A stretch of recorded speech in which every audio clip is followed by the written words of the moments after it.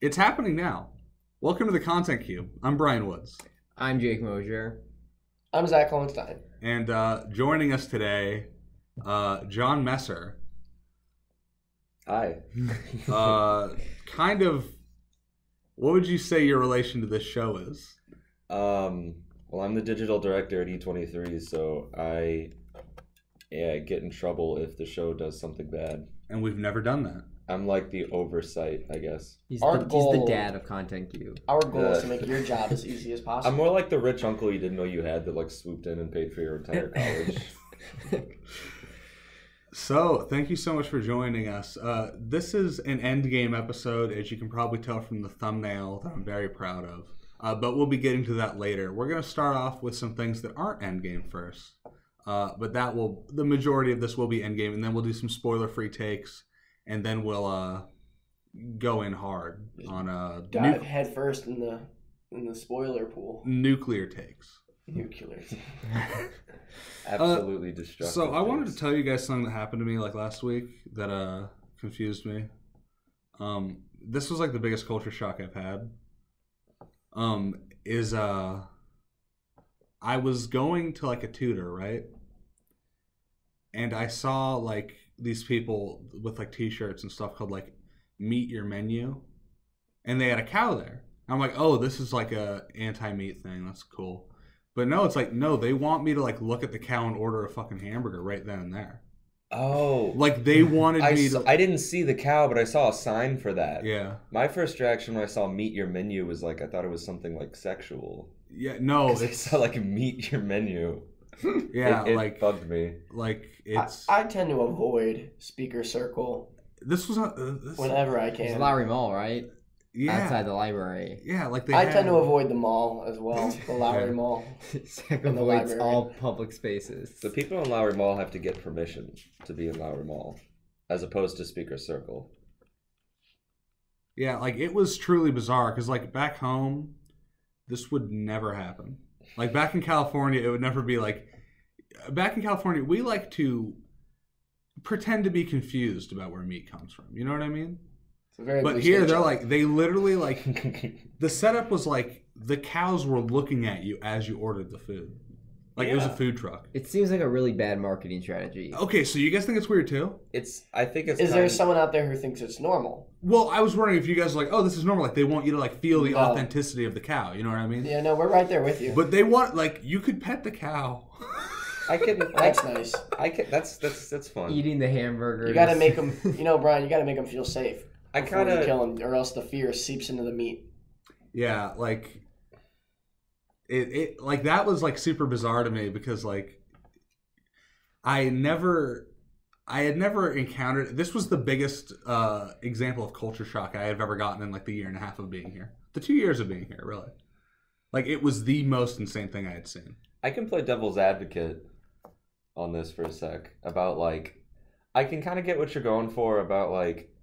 Because on the one hand, there's the moral, because, you know, people who are vegetarian are like, oh, animals have rights, so you wouldn't eat your dog, you wouldn't eat your friends. And I wouldn't. And I wouldn't, but I'll eat a cow. I support vegetarians all the way. I just can't walk that path. You know what I mean? How could you like not support vegetarians? Don't be like, no, you have to eat that. Like, I don't need to eat the meat that I eat. I don't need to. And I know cows can have friends and shit, but like there's a darkness inside of me and it needs that meat. I'm not afraid to just say that I don't value animal life the same way I value human life. Like I don't either, but I still like value it. I'm like, I don't need to eat this. Like, I don't think I do either. But then again, like, okay, like I'll kill a spider. I don't feel bad about it because it's below me. Yeah. Like I won't go out of my way to like. I don't go hunting or anything. I guess. Yeah. Or like. Well, I know that hunting actually kind of serves a purpose, depending. But, like, you know, like, because some people are like, oh, you got to cull the deer population because we killed all the wolves. So, like, now we have to do it. But, like... We're helping. It's balanced. Perfectly balanced. Like, everything should be. Yeah. But, like, for me, it's not so much that I value cows on the same level. It's, like, it's bad for the environment for there to be so many of them. and they do suffer, and it wouldn't be that hard for me to stop eating meat. Like, it's not like life ending for me, but I won't. You know what I mean? This is a good segue, Brian. This is actually you were trying, but I agree. I was going to ask you a hypothetical. How would you feel if a cow was standing next to you while you drank your Fairlife milk? I'd give him a big thumbs up, and I'd say good job. So this is milk that you have with you right now? Yeah, I'm holding a bottle. They sell these in 1.5 liter bottles, which is a weird like amount to buy milk in because it's more than a half gallon, but it's less than a gallon. Yeah. But I have Fairlife milk. Fairlife milk is dairy milk. It comes from cows. But what they do is they like separate all the macromolecules and then recombine them in different proportions. So there's like more protein and less sugar and more calcium than regular milk or almond milk. And it's lactose free. They remove the lactose. It's described as ultra filtered. Yeah, ultra filtered. And you love this milk? I really do like this milk. It's about twice as expensive as normal milk, but I don't drink that much milk, so it kind of all balances out. You brought a giant bottle of It's milk almost here. empty. What the fuck are you It's talking about? We stopped by my place to grab my mic, and I was like, I have this almost empty milk. I'd like some milk. So what am I going to do, like pour it into a glass and get glass dirty? No. You're right. But like, I like what they say on the back because they have like bullet points with like extraordinary care and comfort for our cows, exceptional quality milk standards, continual pursuit of sustainable farming. So like, I feel good buying this milk. This also, I'm not just shilling the milk, although I am shilling. I mean, the we milk. are not being paid, so you're most certainly not shilling. I'm not. Yeah, no, this is an unpaid advertisement. But like, it's not an ad. When it comes to the cow, when it comes to the whole cow discussion, is like, I feel good paying for this milk, not only because it's better for me, but also like, oh, there's the whole like sustainable farming thing. So like my money's going to like, oh, maybe we should treat cows differently. Like in a perfect world, like, yeah, maybe we don't need $1.50 milk. Maybe like milk should be like $3.50. Yeah. If it's better for the cows and the environment and stuff. But yeah, it's I can only imagine how terrible that sounds. So I'm like, we're gonna. But yeah, we're all pretty tired today in our own different ways. Kind of. You could argue it was a big day. I was up till 4 a.m. But we're not getting into that. We're all pretty tired. Played a bit of Smash Brothers today. Me, Zack, and John. I was sleeping. Yeah, I'm like, let Jake rest. Jake missed out on the fun. Yeah, Smash Brothers still a good game. It didn't get worse. It didn't get worse over time. Still the king. Longevity is something to be admired. Yeah, I believe it's now the top-selling fighting game of all time. It really depends what you consider a fighting game, but But yeah, they're fighting. They are fighting. I agree with you, Zach. That's big. Like nothing else. Did anything else happen this week? It's kind of been a void for me. I haven't been taking notes throughout the week because I just figured we'd talk about Endgame the entire time. Which there was that Taylor Swift song and video. How was it? I heard it was bad. I heard it was bad. The early reviews from everyone seem to be a skewing negative. Mm-hmm. Personally, I didn't hate it. I mean, it's the lyrics are pretty awful. Can you give me a bar? You want a bar? I got a bar. No, play it. No, tell me the lyric. I got the lyrics. Do not play the music, but tell me the lyrics. Pulling up right now. I keep them on standby for situations like this. Yeah. Bookmarks. When's the last time Taylor Swift put out anything? This week. Yeah, it was on Friday. Kind of mean before that, but her Reputation album came out November of 2017. Okay. I believe.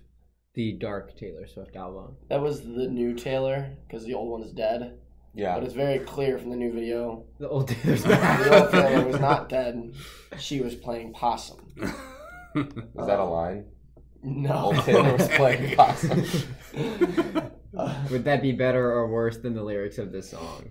Oh, okay. Well, here's the chorus.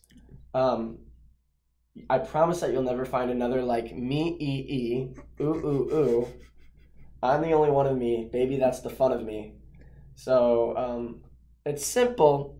So that's not necessarily the worst part.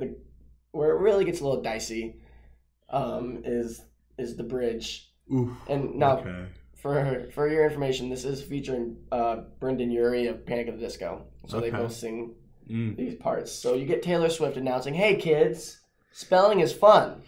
And then she goes, "Girl, there ain't no I in team, but you know there is a me. Strike the band up 1, 2, 3. I promise that you'll never find another like me." And then Brendan Urie decides it's his time. And he goes, "No real girl, there spelling. ain't no I in team, but you know there is a me. And you can't spell awesome without me. I promise that you'll never find another like." Back into the chorus so smoothly. Me. Ooh, ooh, ooh. See, he's catching on. Okay. I got it. Literally, A Dog's Journey came out. Huge, honestly. I heard it's at box office records. It challenged I'm Endgame. confused. Are more dog movies coming out than usual? Because we have A Dog's Journey, and that was probably the most iconic one of the year. Probably decade. A spike in dog movies. And I'm not talking about like, oh, my dog died movie. I'm talking like the dog is lost and what was lost is now found. When you say it like that, like, okay, I can think of one other movie that's like A Dog's Journey. There's the one where the dog keeps like quantum leaping into other Dog's dogs. Purpose. A Dog's Purpose keeps quantum leaping into other dogs. Oh yeah. Right? Is that what that movie is? Yeah, and it's got the Dennis Quaid. I Yeah, think. a lot of movies. I come thought out with Dennis Quaid dogs. was in the new one. Is he?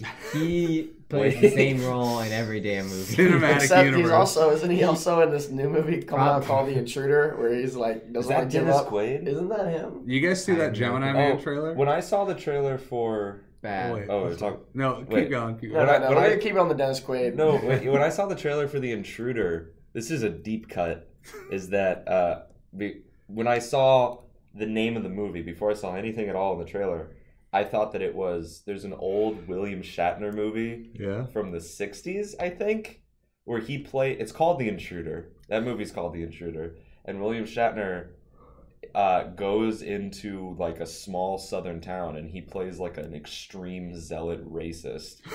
And he's the intruder and he riles up the town into a racist mob. And it was supposed to be, like a commentary. Yeah. And I read about that in William Shatner's autobiography. And I haven't even seen that movie. I just know about it. But then when I saw the intruder with Dennis Quaid, I was like, are they gonna make it again? I don't know. It's so good. We need a second one. Seems a little intense. So did you watch? You probably saw it, right? Before the Endgame, the Gemini Man trailer. Yeah. It struck me like movie trailers don't usually strike me like this. The line where the part where this is young CG Will Smith versus regular Will Smith, and the line every time young Will Smith talked, it was kind of bizarrely terrible. Like you kind of saw it too, right? Oh yeah, He's like, I couldn't believe it. I'm like, why is young Will Smith terrible, but old Will Smith is like fine? It sounded like he had a mask on that was forcing him to talk a certain way. Yeah, weird. Yeah, I wonder if that's what they did. No, but it was like, I see him and then he's gone. Like a ghost. I'm like, what? This is like bizarrely terrible. Like I couldn't. It was really weird watching it. Do people have an affinity for Gemini Man? Like, are people excited for this? Will Smith has his fans, I guess, but no one cares about Gemini Man. But I care about that one part where young Will Smith is talking, and it's like probably the worst acting from Will Smith I've seen in a long time. And he was in After Earth. He was in After Earth. He was really in After Earth. The Dutagonist with his son. Yeah. You guys want to get into Endgame? What if No. What if in Gemini Man, young Will Smith was actually just played by like Jaden Smith? They could have done that, and I would have been like, "Oh, cooler!" Like this is like it's almost like a film series of films they star. I would not have seen it either way. Well, I would not. There's also another part in Gemini Man where Will Smith yells, I don't remember which one. He yells, "You made a person out of another person." Yeah, that was in the trailer. And I'm like, You made a person out of another person. they made you from me. And I'm like, that is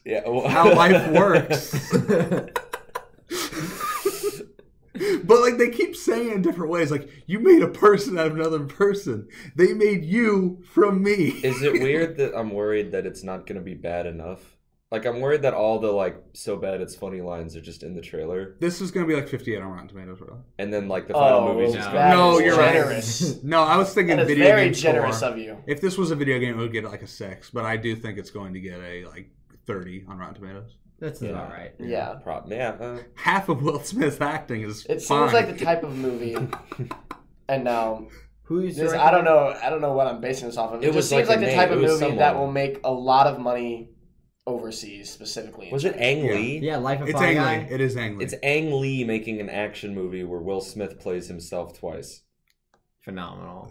Guaranteed success. Speaking of Ang Lee's Hulk Endgame. Okay.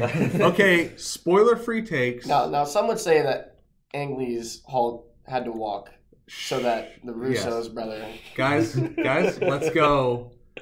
The Russo's brother. The Okay, Russo's guys. brother. Spoiler-free, And 100%. No spoilers. Don't even get too deep in how you felt the movie made you feel.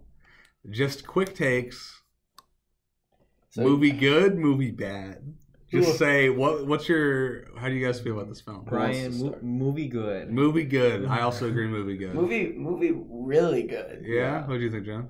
I'll say now because I'm probably going to end up like complaining for the rest of this. I do think it's a good movie. Wow. I very much enjoyed it a lot. There's a lot of interesting things to talk about stuff that the movie did that only it could have done, you know? And I thought a lot of stuff was handled very, very well, and I was impressed. All right. That didn't sound convincing at all. Brian. Okay. Short. What does that mean? I think John hated it. Hey, I would just stop listening now. We're gonna go spoiler free for like a little bit longer, but spoilers are coming. I'll probably put it in the description, but now I've said it on the show, so I'm gonna have to. I made a promise on the show. This is the first edit-free show, everybody. Yeah. And I might edit that part out if I edit out something else. I'm really stacking it against me for that first edit-free show. Okay, spoilers start now. Iron Man dies. Iron Man dies in this film. Had to get that off my... Iron Man. Someone was too slow on the exit on the YouTube. I'll I'm put sorry. the timestamp. Iron Man die. Scarlett Johansson dies. I forget her name too. It's the spider. Scarlet Widow, I believe. Scarlet Widow. I don't like that one. Scarlet Widow? What? Mine's just being a Scarlet. little No, funny. I do mess it up. I mix up Scarlet Witch and Black Widow sometimes. Oh, yeah. Yeah. Okay, that's what you... I mess it up all the time, actually. I thought that was like a Scarlet X Widow No, like, it is. It probably is. prediction. Well, one of them's dead. Yes. And apparently never coming back. Vision's still dead. Vision's still dead, which I find Loki weird. apparently still dead. Also weird. Heimdall's still dead. He could stay dead. The Gamora we know dead. New Gamora. Oh my god. They get so Gamora died in Infinity War. Should we give a plot recap? No. Well, Why would people be listening That to this? feels like a you're waste right. of time. It does. It does. so like that's you know the new Gamora. New Why Gamora. Gamora? But like they got a new Gamora from a different timeline who is like 4 years younger Hey, technically. good. I mean, good for Quill. I mean, Yeah. But so she doesn't know Peter Quill, which actually makes me a little bit concerned about what the hell Guardians 3 is even Guardians gonna be. 3, Colin looking for Gamora. Because the ending Colin, of the Thor, ending and that Peter Quill. the ending that they have in Endgame setting up Guardians 3, like whatever adventure they get into is gonna be, they have Thor, so how are they gonna not just instantly fix their problem with him? A, and then B, I'm afraid they're gonna redo the Gamora learning to love thing, and I'm all like, we have already seen that. I don't want to just see that happen. I'm again. kind of waiting for it to be like your minds merged and now you're old Gamora. Like honestly, like if Gamora, I don't think I'd accept Your that. memories from this timeline Dude. are asserting no, themselves. Zach, like I know you don't like read a lot of comics, but like this is all setting up like the insane shit that makes me hate comic books. That happened in Flashpoint. No, like they're doing this shit. They're like, oh, we have Gamora died, but we have like Gamora from an alternate universe. We have like more Iron Man suits. We have new Captain America. We have old Captain America, even though in this movie they make someone younger. They turn Paul Rudd into a fucking baby. Like, they're setting up all these ways for... Like, all these characters could come back. And I feel like they're going to disappoint me and do it. I don't think so. Let's lead the conversation with let's all talk about the times in the movies where we shit our pants. Okay. Let's start from the beginning and go through it. To give this some structure, let's start it early and just make our way to the Proceed end. Through the film. Chronologically. Thanos die. Yeah, we lost our OG Thanos. Yeah. Right, I like that. I like the cold opening. The fact that it opened with Hawkeye just immediately. The theater didn't even turn the lights down yet. Like, we were sitting the lights on. I was like, oh, yeah. The movie started, and then they turned them down, and then... Yeah. Hawkeye's on his farm. The thing is, with good dramatic timing, I think this is in my head. I'm not getting this from anything. I think that when you really nail good dramatic timing, you're on like a razor thin edge of it becoming like perfect comedic timing. Because Hawkeye turning away and not seeing his daughter get snapped, but then he turns back to like find his daughter, and off screen his family gets snapped, and so like they're all gone and he didn't see what happened, and he's just like turning from side to side, like, guys, and so like, and it's heart wrenching obviously because you know that they just died, and it's made more sad because he doesn't know what's happening, and so that's more like confusing for him, and you like empathize with that, but at the same time, like, you add like a laugh track, and it would get different. I would laugh. From right? Laugh tracks tell me when to laugh. You're a good consumer, Zach. So I shit my pants at Thanos die. What about you guys? That one get you? I like off that guard moment too. I like that. I didn't shit my pants, but I was like, oh. I expected them to fight him and then lose. I didn't expect them to go and they'd like just kill him. I've heard a lot of people predict that they thought that there was going to be like a big fight and they're all going to lose, and then that's when they started to come up with the second plan. But that's not what happened. They show up to his farm. They realize he destroyed all the stones, so they can't use the stones. He starts to try to philosophize, and then Thor cuts his head off. Yeah. It's pretty funny. And then it says 5. And I'm like, and then it says years, and then I shit my pants. 5.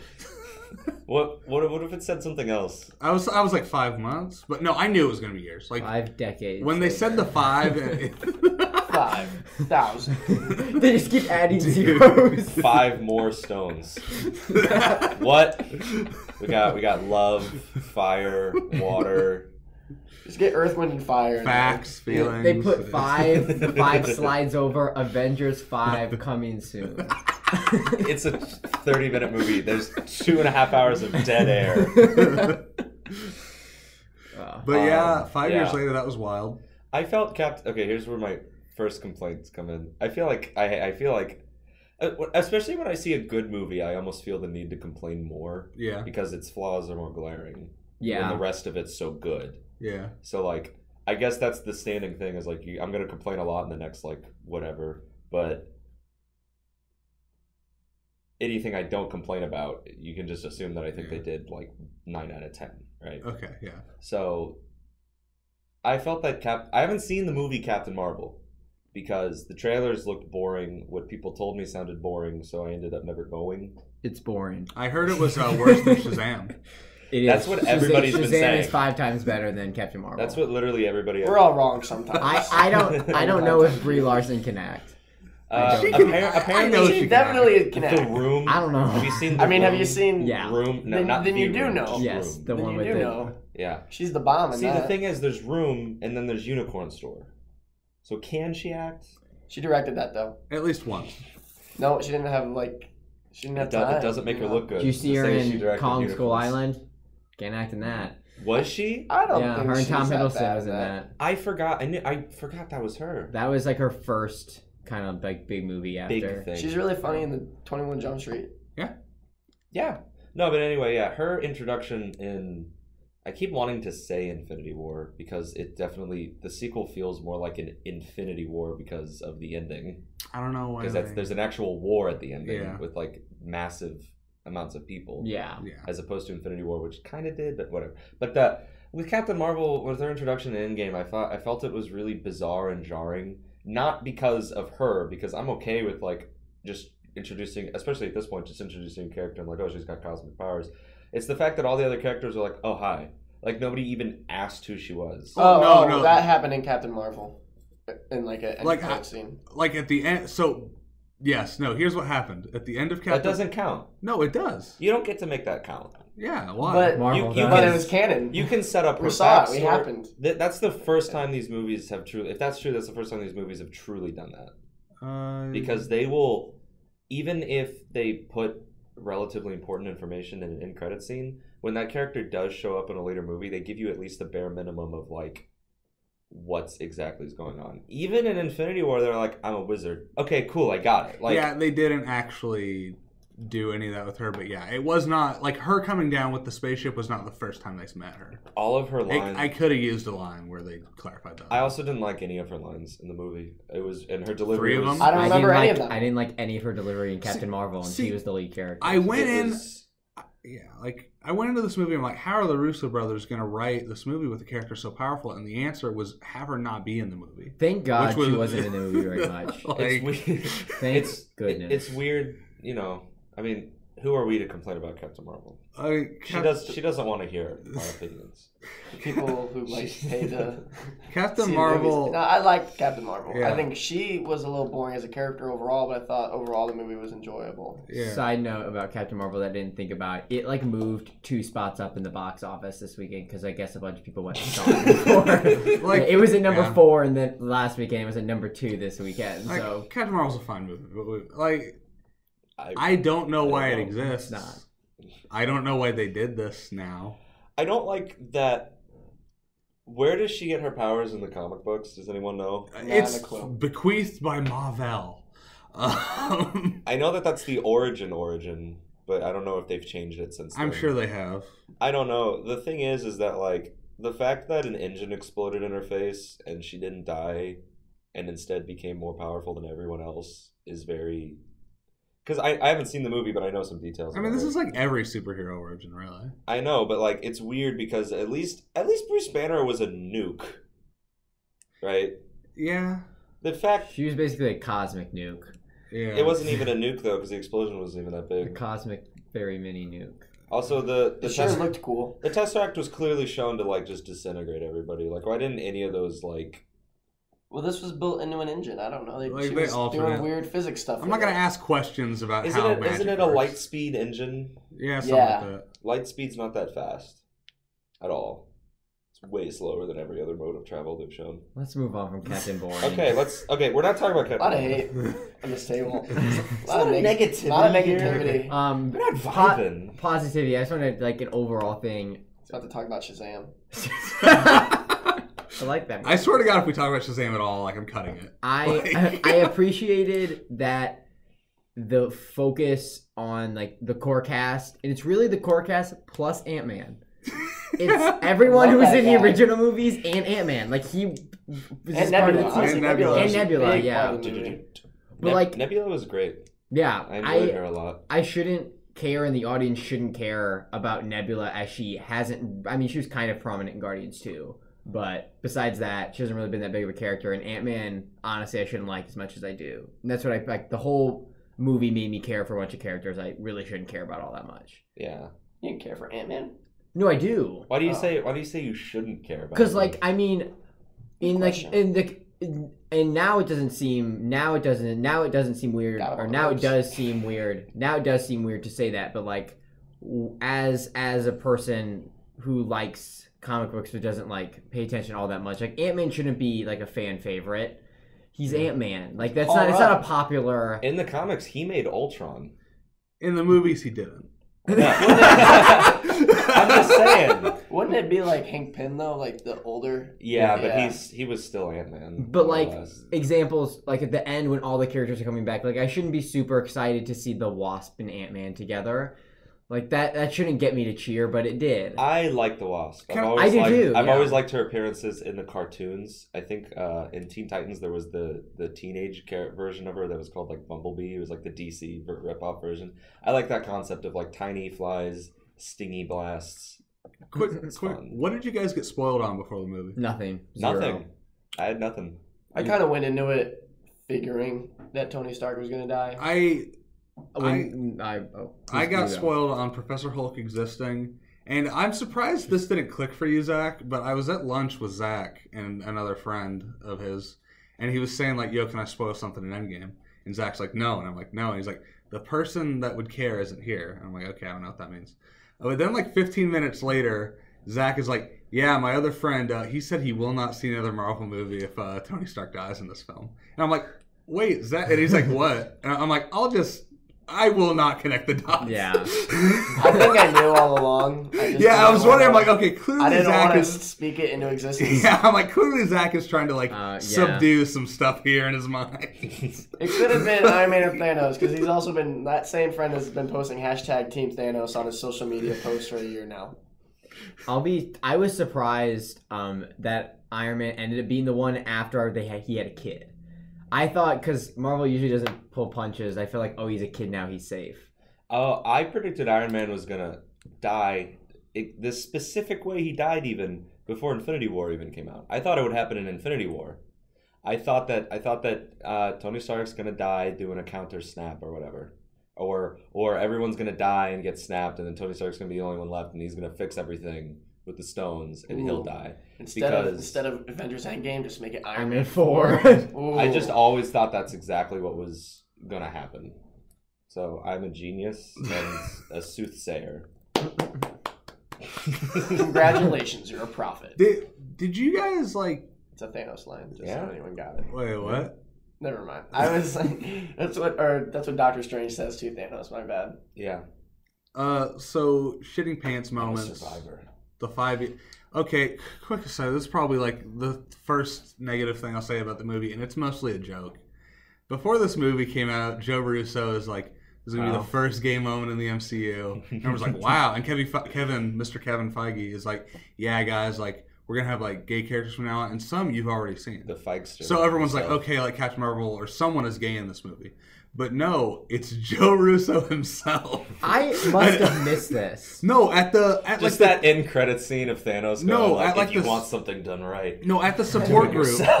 At the support group with Captain America, that dude's talking about a date he went on. Yeah. That's him. He uses like male pronouns referring to the person he went on a date with. And I'm like, oh, that's Joe Russo, and he's doing it. I didn't know that was Joe Russo. I have no idea what it looked like. No, it was just so funny to me. It's like, oh, and like in the interview, he's like, yeah, we really felt like it had to be like one of us directors to like add authenticity and integrity to it. I'm like, what does that even mean? What if the Russo brothers kissed each other on screen? We felt that was the best way to add on. But it was so weird. It was literally like Joe Russo like popping like the first gay role in this film, like in Infinity Stone. He's just like, yeah, like. By the next film, maybe the character is transitioned, and then he gets the first trans role too. What a genius! But I thought that was monopoly on all these breakthrough moments. Like, it doesn't really piss me off; it's just really bizarre to me. His woke point portfolio is just bulging right now. But yeah, that was a weird one. Like, man, that movie was incredibly long.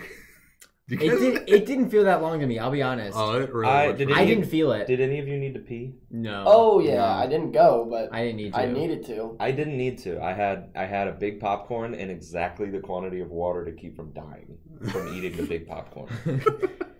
Yeah. Eating popcorn dry is a dangerous game. Yeah. When Thanos, I like popcorn. When Thanos was snapped away, I was like, oh, we're done. It's over in like 15 minutes. Yeah. I was surprised. It did not feel like 3 hours to me. Have you guys seen that that YouTube channel where they like dub cutscenes from games live? No. And a lot of the times they don't know. There's some gifs being shared of it of like Dr. Robotnik and Sonic Adventure. Yeah. Like his like they get a bunch of voice actors and they tell them to like start dubbing stuff. Yeah. And like most of them don't even know what the scene is that they're dubbing. Like most of them have like never played the game before. Yeah. They're just told to like, okay, on the fly, like what you're seeing on screen. We muted the audio.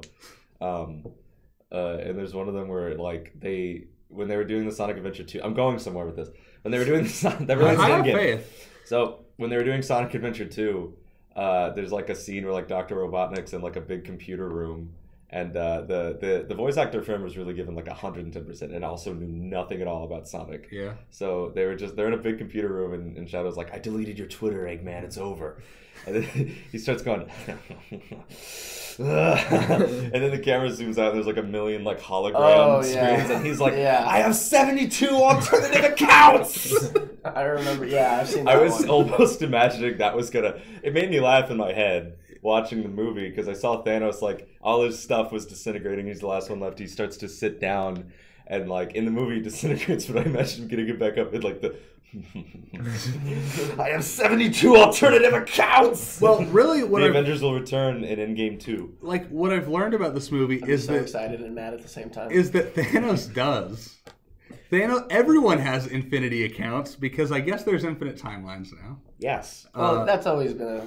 I mean, yeah, it's always been a thing, but now it's a factor, and I'm excited going forward. I would like it to get more weird. I want stuff to get more weird. The Marvel movies have definitely made great strides in introducing general audiences to being like okay with like insane concepts. Yeah. The Infinity Stones themselves, even though they're dumbed down in the movies compared to the comic books, they are still weird things. Yeah. And I think that pushing to like, because like, I mean, it was surprising people would buy into the Force 40 years ago. It's kind of cool that people are kind of getting more comfortable with this. But they have still been afraid of doing some of the more like bizarre shit, like, you know, like actual Celestials, not just ego. You know, the Watcher, the like cosmic things like that. Now, isn't the Eternals like supposed to be like a really weird? Yeah, like, they are doing people? the Eternals, which is like you know, it's probably going to be a next year movie. Yeah.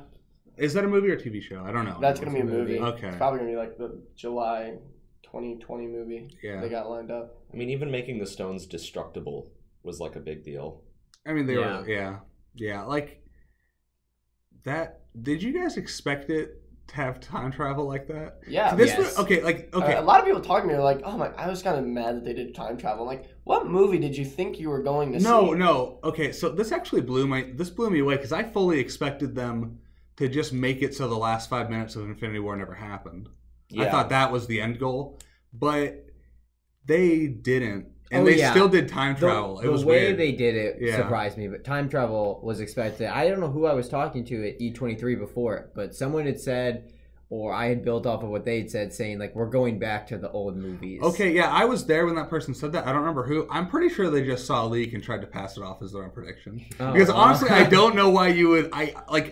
Okay, maybe this is me thinking too low that I don't know how you would just assume they'd go back to Avengers 1. Well, because I had heard... I mean, not building... I think I'd heard that. Building off... Yeah, was there, like, stuff? I mean, yeah, there was definitely, like, a pretty much known fact at that point that it was going to be a time travel movie. Yeah. I think the Marvel account had posted, like, this is the times that the Avengers have time traveled in comics, and this was, like, 2 days before the movie came out. Okay, never mind. And then I saw reviews that said, like, if you like the first hour or hour and a half, like, there's so much fan service. So much fan service. I was like, they're definitely just going back to the movies. Yeah. Because, like, that's the ultimate amount of fan service you can give is just, let's watch them again. Yeah. I thought we were going to go back to more.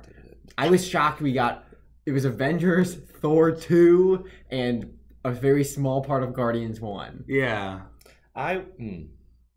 Okay, so leading up, I was dreading the time travel because I didn't know for sure, but everybody was like, "Yeah, it's probably going to be time travel. You can see the suits, like blah blah blah," and I was like, "That's probably going to be lame, like really lame," and because I was imagining that they were going to just go back to Infinity War, and I don't know, I thought that was like really like dumb, and I wanted them to do something else instead. But how they did it up until the end was very. We'll get there. But how they did it, I was extremely pleasantly surprised. I was very, very happy with how they handled it and how they did it. Yeah.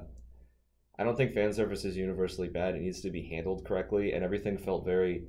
It was fan service, but it didn't feel like pandering. It felt very like natural and satisfying. Like that I think, I don't know if that was 2 or 3, but that was one of my shit my pants moments was the Hell Hydra in the elevator. Yeah, that was awesome. When he was in the elevator, I literally turned to my friend and I said, they're going to remake the fight. And then honestly, one of the only things that could top it was that line. Yeah, like, that was perfect. Like, it was I like that there wasn't a fight, that it just worked and he got out. I liked that it was. Awesome. It was done well too. Yeah. Like the camera angles and the shots Yeah. and how they orchestrated it and set it up. It didn't feel like too much or too little. Apparently, it was like a shot-for-shot remake of how it was in Winter Soldier. It was like they even like go for the taser the same way. I'm like, they're doing the same thing. For the. It was great to the like as a reference to the comic moment where Captain America says "Hail Hydra" and it was like. Yep. That was a shit my pants moment. I liked when he was fighting himself and he did like the Martha and that got him to let go. Yeah. Oh, and I liked when he goes. Captain America says like, what does he say? He says, "I could do this all day." And he goes, I know. And he goes, I know. It was really funny. This movie was really funny. It is America's ass. Yeah. I would say it is. This is America's ass. And he salutes. Yeah. I love how he always calls him. I love how Ant-Man's always like America. Captain America, like some. He's fanboying out just like the rest of us. He always calls him Captain America. In Civil War, he comes out, "Wow, you're Captain America. That's great." And he turns around to Scarlet Witch. He's like, "I know you too. You're great." We skipped an important part as all gamers. How do we feel about Fortnite being in this movie? I believe that. I assume they only play with. It's only 50 players now. To a match. Yeah, where did all the Epic developers go? Is this the old build that we're playing? What is you the think lore they still behind have it's the weird Thanos to me Club that in this universe as like a playable mode? What if they were playing that mode? Snap half the people That would away. be so morbid of them to put that in the game after it happens. Dude, if Korg was playing Marvel Spider-Man, that would have been a little much for me. If they... That'd be neat. Yeah. But it is weird that there's like global devastation, but you can still hop on Fortnite. It's been 5 years. Like I like that. I'm like, things are still going, I guess. I know, but like this wasn't like 9/11. This was like... Yeah, it was way worse. Billions are dead. Yeah. Infrastructures have collapsed. There's nightmares in the streets. Like that was... I liked the Fortnite thing. It was... I laughed a lot in the first 2 hours of this movie. I thought Fat Thor made me laugh. I like the type of fat he was. Yeah, he was jacked. I like there's a part where like he lifts up his arm and it's like a bowling ball. Yeah, because he's like your dad that used to have a blue collar job, but is like in his 50s now. Yeah. So he's got the arms, but he's like he's that was funny. I liked Professor Hulk, like anytime he was on screen, was like weirdly fascinating to watch. Yeah, dude, I loved how like he was like a celebrity now. Like, how he built his face and everybody was like into him, and the weird like proportions and way he'd interact with something. He kept wearing like quarter zips and stuff.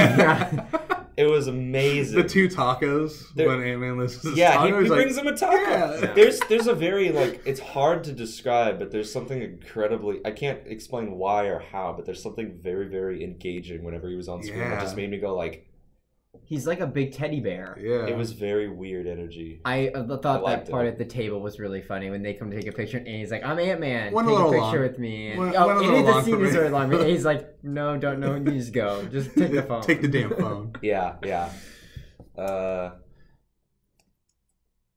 It's How did you think about Scarlet? You made me do it. Black Widow's death. Well, again, I call her Scarlet Widow because her real name is Scarlett Johansson. Scarlet Witch it infects exists. your brain. It fucks me. Like I thought it was cool that they were like, "Oh, it could be making this stuff." I was like, "He knew my father's name." Yeah. I didn't. Yeah. And it was like, that was how good. do you know he's He just said a name. I thought it was pretty well done, though without her having her own movie, I care about her significantly less than other characters. Yeah. So it didn't hit me near as hard as I think they maybe want. I cared about her a lot. I don't think you necessarily... I cared, but... It was really sad. I cared about her relationship with Hawkeye. Yeah. Not like... Would you have been more upset if Hawkeye died? Like their friend. Which one would have hit you more? Hawkeye would hit me more. I was hoping for Hawkeye. Big Hawkeye fan. That scene, I liked the whole fight to be the one who dies. Yeah. I thought that was cool. I thought it was cool, but I thought it went on one interaction too long. When she jumped off the cliff and grabbed him, I was like, this has entered comedic timing. Yeah, like we've fallen over the edge. That was a little much for me. This has become comedic. Like, are they going to fight each other all the way down and then they get too low for the fall to kill them? And the Red Skull's like, you have to come back up here now. Restart. Who was I talking to? Oh yeah, like what if they're... I was complaining about how like I was pointing out how like it was funny how like the Red Skull made up different rules for them than what he told Thanos. Yeah. Because he told Thanos, you have to give up that which you love most. That's the quote. So obviously it's like, oh, Thanos kills Gamora. But like with them, he's like, oh, a soul for a soul. One of you has to die. Yeah, so, like, it was less about like. Well, I think it's obviously that he obviously can they like do love. Like, obviously, they both love each other. Obviously, she loves Hulk more. It's obvious that he can, like, read their minds, so maybe, like... But what if you showed up there alone? What is he going to tell you? It's like, come back. With like, another person. I feel like it's funny in my head to imagine that the Red Skull's just, like, making up trials based on, like, what would be the, like, poopiest thing for the person to have to do in front of him. It would be so rude. If he was like, shit... He was like, if you come there alone, he's like, beat me in a game of chess. It would be rude to turn someone away after they went all the way to the fucking, what did Nebula call it? Like the center abyss in the center of darkness. The center of the solar universe, I think. I get there. You have to watch Captain Marvel for the rest of your life every day. Why did both Thanos and Infinity War and them in Endgame land like 3 miles away from the mountain and then walk all the way up there? Yeah, I don't know. You know, these are like little things.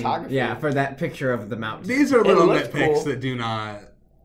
I know, like, I'm not actually being like, oh, it's ruined.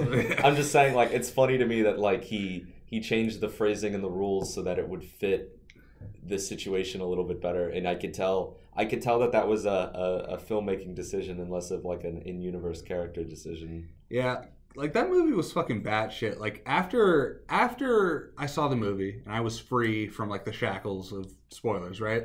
I went on to... I read, like, some leaks. They were fake. They were bullshit.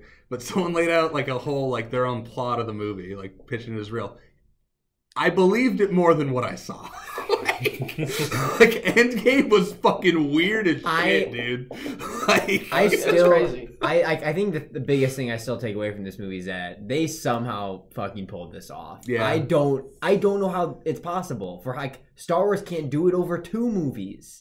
Yeah. They did over 22 movies. They really did the damn thing. They did the damn thing. It fucking worked. I've seen interviews with Kevin Feige and way back when he was involved too, like Joss Whedon and stuff. And I'm mostly Feige. I mostly want to praise Feige. Is that like they've had a what? Kev Dog. Yeah. Mr. K. Yeah. They have had a like amazing amount of interest in building up like long-term planning and all this stuff, and the Russos obviously know how to. Maybe you need 2 directors for a movie this big, you know. Yeah. But it's all been very impressive, and it's very satisfying to watch. That was what I said when we very first started talking, was that like the movie felt less like a movie. I've heard people describe that of Infinity War, of like neither of these movies feel like movies. They do feel closer in kin to like large scale comic book events, because for a couple reasons. A is the obvious one of like just the sheer scale of it, like all the characters, all the interactions, but then also all the payoffs, but then also the fact that like the movie structure seems to be less interested in establishing like themes or concepts or morals or motifs, like any of these things, but it's more interested in more like complex like incidental payoffs and things like that. Yeah. And it is interesting to see this shift, because if it feels like if a normal movie tried to do that, it wouldn't work. Yeah. Quick side note: the box office came out today. Holy hell! 1.2 billion in one weekend, 350 million domestically. This makes me hopeful that they will build to another event then, because I mean Disney loves money, and I think they would be building to another one in the next 10, 15, whatever years. Because it'll come quicker than that. I mean, it took 10 years to build to this. That was them starting it. I know. I'm saying they used to do like one movie a year when they started. Yeah. Maybe. I mean, they're obviously going to keep making movies. Do you guys? Now they're like launching into the 3 movies a year. Wait, what? I mean, they've done 3 movies a year now, like 3 Yeah, years you're right. Cancel Star Wars. Put all the resources in Marvel. Bring Star Wars into the MCU, honestly.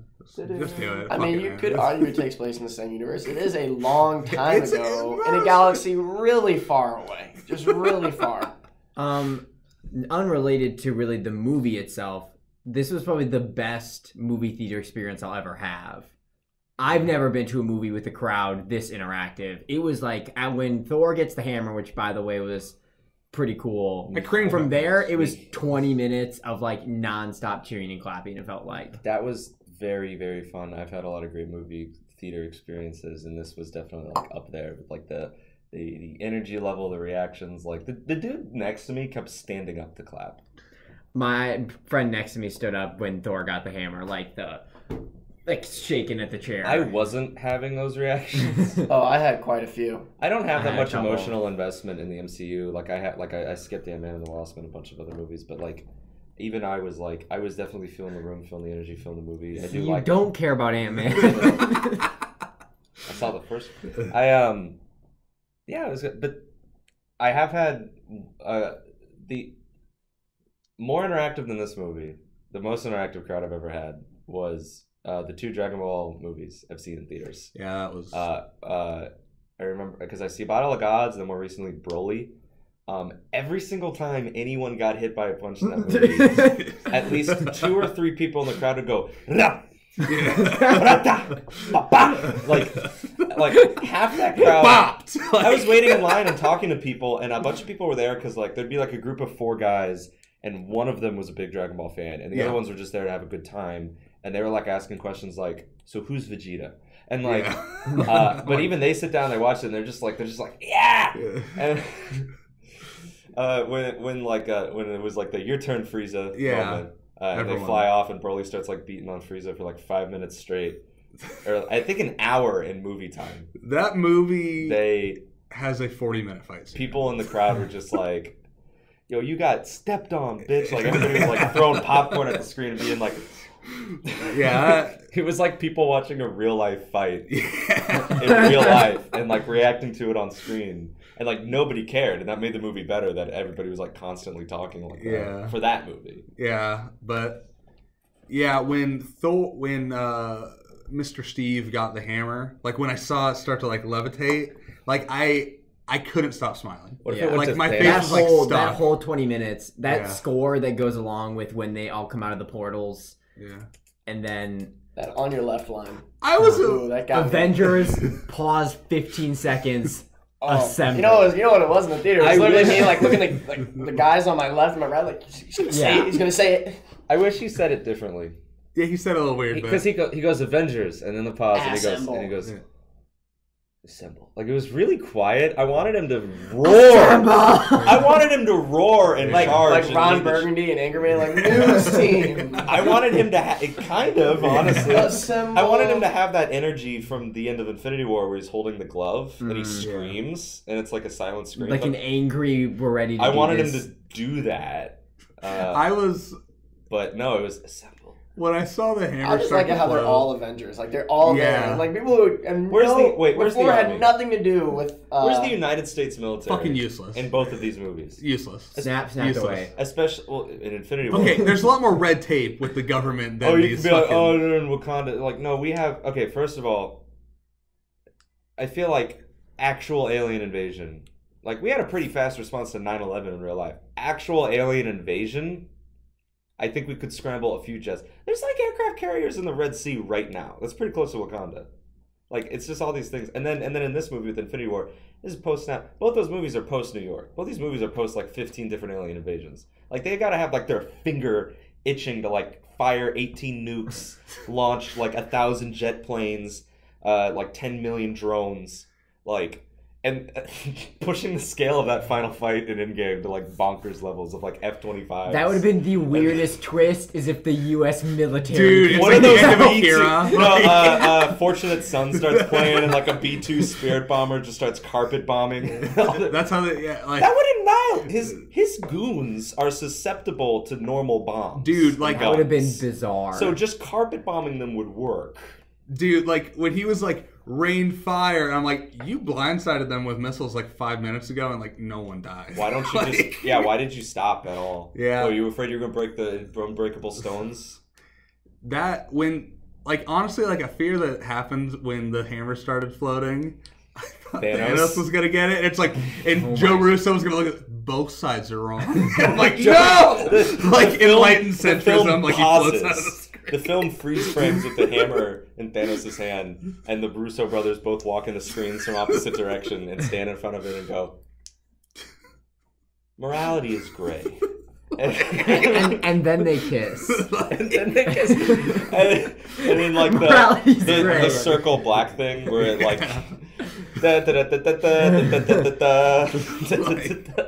like honestly, like that was a fear, but then Captain America got it. And I almost cried. That was a pretty sick moment. Fucking incredible, dude. Like that's probably the best moment in the. Yeah, he knew how to fly with it too. That was pretty sick. He knew how to fly with it. Moment I didn't know I wanted. Waiting on that one. Was all the women lined up together. That was cool. It was kind of gimmicky and cheesy. But it was definitely cool. gimmicky. Well, I guess this is opening up the section called John Disagrees. It's in the Arizona green tea, by the way. Ad number 2. Ad read number 2. Try out Blue Apron. Anyway, I mean, it was. No, I get it. Like, okay, like it's an overdue moment to like show how powerful these like, female characters are. It is a bit odd that every single one of them that to ever exist came to this one spot. They came from they were all fighting different battles, and all of them left their male counterparts, whatever, because they were all like together in different groups, like female and male, whatever, but guys and girls or whatever, and they all came together. And I guess all the guys are like, all right, like let's watch, like let's see what they can do. For me. They just all came together. Like, Mantis even showed up. What is Mantis going to do? You can see in the shot, she looks goddamn terrifying. She's standing there surrounded by, like, all this horrible nonsense, and she's like, oh, like, I can't do anything, guys. I'm here for, like, the Russos told me to come over here. But this was the blocking. Like, literally, it would have been more effective, honestly, if it was literally just, like, Captain Marvel, Valkyrie, and, like, Scarlet Witch, because those three are actually capable. We can just take out Captain Marvel. Yeah. So I mean, she is still the most powerful one, Jake. You're not gonna stop her from fighting Thanos. I don't think anyone here agrees that scene wasn't kind of corny. But I'm like, I would go so far as to say hokey. I think it's I'm scared to call it hokey. It's a synonym. But for me, it was like become sexist. I mean, I would have liked it better if they all had their own really cool female moments. I thought the in ways that made sense. That's what I agree with Zach, because I thought the scene itself was sexist. The fact that like, oh, you have to focus on the girls. All the girls come together, and it's also stupid because A, Mantis can't do anything, but then also B, the fact that they're like she has help, and I'm like, Captain Marvel does not need help. She's invincible until she forgets she's not invincible. Until she forgets she's invincible. Isn't that right after the Spider-Man moment? Like they're all like, we're gonna help you, and then they're like, we're all gonna help you, and then there's like the shot of her like just like. Like she's just blasting through all the guys. She did fly through that ship right there. Well, see, that's what I was saying. This is what I was saying yesterday. In Captain Marvel, like one of the like big scenes of that movie is her flying through spaceships. Like it's her signature move, blowing them up as she goes through. Like, wow, she can do that. In theory, if she can go through these metal constructed spaceships, she should be able to fly through organic matter Thanos. Just fly straight through him. It's not. It won't be pretty. It won't be clean. Well, she would look gross after. But he'll be dead. You can shoot through a sheet of copper, but like that doesn't mean bullets are gonna work on Thanos. He's Thanos. He's made out of purple. Is a special boy, and he beat the Hulk. Is a special boy. He beat the Hulk. He throat chopped the Hulk. Dude, I thought Scarlet Witch was about to like tear him apart. She almost did. I thought that was gonna be a brutal way for him to go. I'm just gonna like blitzkrieg through a handful of I wish Professor Hulk went into like full on Hulk mode at the final fight. Yeah, because you could tell Professor Hulk's not as big as Big Hulk. Yeah, if he went into Big Hulk, maybe even World Breaker Hulk, just to keep the fan service rolling. Yeah, green energy starts rolling off of him.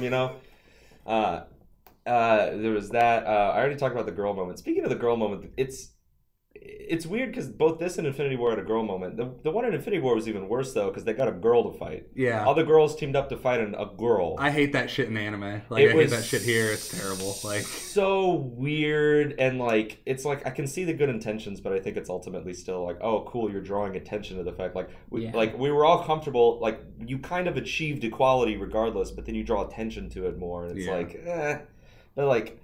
There was I didn't like old Steve. We can get there. No, that's a whole thing. We'll get there. Okay. I'll go over. I'll skip past that. I didn't like Captain Marvel's entrance in the final fight. Yeah. Because it was ridiculous. You know, like again, she tears through the ship, she goes down. Her fight with Thanos was ridiculous because she has her like supersonic from Sonic Adventure mode on. Yeah. And like and then it turns off for no reason, and then after it turns off he goes like Well, he took his power stone off. Like yeah, that was the one that knocked her out. But Yeah. remember, he knocked her down first with just a normal hit, and then she gets back up, and then he power stones her. I don't like how ridiculously powerful she is. It's made more infuriating by the fact that the source of her power is a knockoff of one of those stones, and it also like doesn't make any sense. What to me. stone was it? That's like it's the Tesseract. It's the Tesseract. I also don't like that So the she's space stone. Okay. I don't like that she seems to. I don't know how the Tesseract translates to energy beams. It kind of breaks down. The movie constantly swaps between the two powers of the Tesseract and the Power Stone. They're the same thing. They just keep They're the same swapping them all the fucking time, thing. except when he makes a portal. What's the difference between space and reality when you Reality- really get down to it? Reality, he can make things look different. It's But like- with space, you can just make them different. It's a genjutsu, dude. Yeah, It's a genjutsu. you're right. So I'm trying to think if there's any other little things before we get into Steve. Steve. Steve. Steve. Okay. While you think about that, Yeah. Do you guys? Okay, no, you I guys. would say I liked all the like pairings. Like I like seeing Ant-Man and the Wasp get back together. I liked seeing the Spider-Man and Tony interaction. Yeah. I really Yeah. liked Oh, that. Dusty That and honestly then- was the one thing that got me. Yeah. Like they got me tearing up was that for the first interaction. When Tony was like, I lost the kid. That was That got me. When Tony. Oh, I loved his little skinny, like malnourished look when he was like, there is no trust anymore. Yeah. Liar. Like I was like, whoa, That was he's emotional. really mad right now. I'd be kind of pissed too. I was kind of confused. He was like, Captain America he was dropped like, the ball. he's like, I wanted a suit of armor around the world, and you said no. It's like, actually, Captain America didn't say no. You didn't tell anyone that you were building Ultron, if you recall, and you messed it up anyway. No one stopped you. No, but for You me, just created a murder bot all on your own. like, really, when you get down to it, they were really running up the score. Like, this was like Clinton campaign level bad. Like, oh, we're just gonna run up the score. We're not gonna kill Vision. We refuse to kill Vision. Like, them refusing to kill Vision was really them just running up the score, and they did mess that up really bad. Yeah, like, that Cap was- fucked up really We bad. don't. I mean, trade look at all lives. those He's like, Wakanda no, people kill that, me, kill me. And like, look at all the like Wakandan people that like died Yeah, because they wouldn't let Vision peacefully sacrifice himself. yeah. Yeah. But enough about that. But we don't trade lives. We don't trade lives. I like how Wakanda had a ready-made gym remover device. Oh no, it was like I mean, they have. What other Shuri's uses? really smart. What other uses does that machine they have? deal with unbreakable metal. They Whatever. remove gyms constantly. They do metal They shit all the hate time. Steven Universe. It looked like a surgery thing. It was like a surgery. No, I'm not. That's not a real point at all. Yeah. I was just making a joke. But do you guys think that when they cast Iron Man's daughter, they were like, so in 10 years, are you down to be like Iron Woman? Like, are you down to like be Iron Woman in Phase 5? The Russos got down on a knee and they're like, Hey. Do you want to do this for the rest of your fucking life, kid? Like, We're ready to lock you in right now to a 20-film They contract. had That's an- honestly a really good. they had Here's an a crayon, infernal- sign your name. They had an infernal contract in which she signed her name. It erupted in flames. they brought the fucking Iron Man 3 kid back. I'm sure they'll bring her back for Iron Woman. You know Fuck what I that mean? Kid. Why do you hate the Ironheart. kid? That's the lady. Yeah, Ironheart. Don't yeah. care about that kid whatsoever. I liked. Did you guys like Captain Marvel's outfit at the funeral? Yeah, that was fine. I did like. I don't know. It was like I military. I didn't know really. I it felt was. nothing about it. I was wondering. I probably didn't like it. It Kinda, was- I kind of I- wish. That I'm mostly on board with you on the Captain Marvel hate train, but like I did like her outfit. It was a lot. military attire, right? It was no, it was very butch lesbian. Like, Yeah. A lot of people want her to be a lesbian. yeah. People are really upset she's they're not. cowards. Next They movie. can't really confirm that she's not. They're cowards. Right now. True. She hasn't. What if she's been lying? She's not in space saving people. She's not Green Lanterning out there. She's just been going around Captain Kirking space broads for 20 years. Captain Marvel fucks. That's Heard the it here sequel. first. No, but like I really liked Pepper in the rescue. That was the cool. Iron Man suit. Oh yeah, That was dope. When That they was went dope back shit. to back. Yeah. See, it's so hokey in Iron Man 3 when she has like the powers and stuff. Yeah. I hate That was insane. But like here, I like the suit. All right, this is cool. What was that shit? Gwyneth Paltrow got to. It was Infernus or something. Terminus? No, it was Extremis. No, it was Extremis. I don't know what it was though. It was like it makes people boil up like a tea. It was a genetic modification that made your body generate heat energy. And you can heal yourself too. And if you master it. Yes, maybe. I feel like half of all like the disease they cut stuff. off that one guy's arm and he just like started growing it back. Yeah, I don't. Well, okay. It's a pretty dumb third act of that movie. A lot of that. So was Tony's relationship with that kid like that prominent in that movie? It's been a long time. The kid was not invited to that funeral. The middle act of the movie is like those two. The kid helped him like get his life back on track. It's been a long time. It was fine that he was there. Yeah, I thought it was really cool. That makes sense. I thought it was really cool. I didn't know who it was. Did you guys have to look it up? Because I didn't know who it was. didn't. Someone dressed. I didn't recognize me and my friend turned to each other and both the same. Like, who is this? I didn't seek it out. I'm just like, I don't know who this is. He was the kid in the first Jurassic World. So. Oh. I did not know that. Tony's a big fan. Thank you for the fun. Big fan of Jurassic World. He really wanted you to come. What if the terrorists that kidnapped him showed up to his funeral? They're like, we're sorry. We're sorry. So everyone. They're all there. Fake Mandarin, real Mandarin. Finally bringing him back. I think. Whiplash, they got him there, and the cops watching him float away. With his bird. The vulture. Why didn't the vulture Sam Rockwell? Yeah, bring back Sam Rockwell, please. Why didn't the vulture help? Probably Dustin. Probably still in prison. I don't know. Like, he's either in prison or not existing. I'm excited for the next... I don't know if it's going to be the next Spider-Man movie, but eventually, because of the hook at the end of Homecoming, this is like really off topic, but just on the topic of Vulture real quick. He goes to prison, and he meets the guy who's... Shocker or something? I don't know. He might be Scorpion or something. Ooh. Yeah. But that actor is the actor that played the villain in Far Cry 3. Wait, that was him? That's Voss, yeah. Huh. That is Voss. That's cool. His physicality was based off of the character, too. Yeah. So I like that actor. Yeah. So I'm excited for whatever they're going to do with that. Probably an Agents of S.H.I.E.L.D. episode, and then they kill him, you know. But as you do. What if Agent Coulson stepped out of the portal? Can you imagine? Can you imagine if they got the Defenders stepping out of the portal? Like, they got canceled on Netflix, and they got sent directly here. Going back, Ghost Rider comes out, Wolverine. The X-Men come out of the portal. No, I was on... Before I knew this thing didn't have a post-credit scene, I honestly just expected it to be the Claws. It's like, just a reminder, we own the X-Men, they're coming. No, but like, they got like Joss Whedon like tied up in a chair somewhere, like Coulson walks out. Like, he hates it. He hates it so much. There's a viral video that comes out the next day of like Joss Whedon hears the news that they put Agent Coulson in the movies again, and he's like frothing at the mouth and running up and down the street, like hitting random people. Like, you know, he fucking hates that, right? Yeah, I'm sure he does. Like, they kill him, and then they brought him back to the TV show. He refuses to acknowledge it. That's why Agents of S.H.I.E.L.D. struggled for so long, because his grudge against them precluded them from getting studio notes about upcoming movies. Yeah. So they didn't know what was going to happen in the movie series ahead of time. It was so fun. And they had to like scramble to amend their script, because they'd be like, "Oh, we're doing this with S.H.I.E.L.D." It's like, guess what? I just made S.H.I.E.L.D. not exist. You're all Nazis now. I didn't know if you knew that. Agent Coulson, Nazi. Dude, what a fucking power play it would be for Joss Whedon to bring Coulson back just so he could be a Nazi plant. Just fuck that show into the earth. Okay, let's do the Steve thing. They bring Agent Coulson into the movies and make him a Nazi, and they're like, "What are you gonna do now?" Just what's your season 6 looking like? Yeah. So Steve. That I'm fine. was dance. I loved it. The Russos basically look at the camera and they say, "Our time travel is bulletproof. All these other movies, bullshit. This makes perfect sense. Even an idiot like Ant-Man can get it." And then at the end, it doesn't make sense.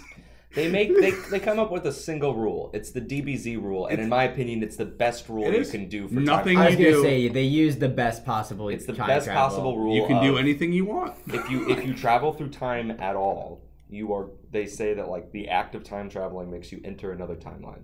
So you are entering another timeline, and anything you do in that timeline doesn't affect this one unless you like steal things and bring them back to your timeline. Yeah, like so that's like okay, so that's how they're gonna get the gems. That's whatever, right? And then bring them back so the other timelines don't get fucked. And then you give them back, and everything's fine. Anything you take, you can give it back at the exact moment you took it, so it's not a big deal. The past you go to will never reach your present.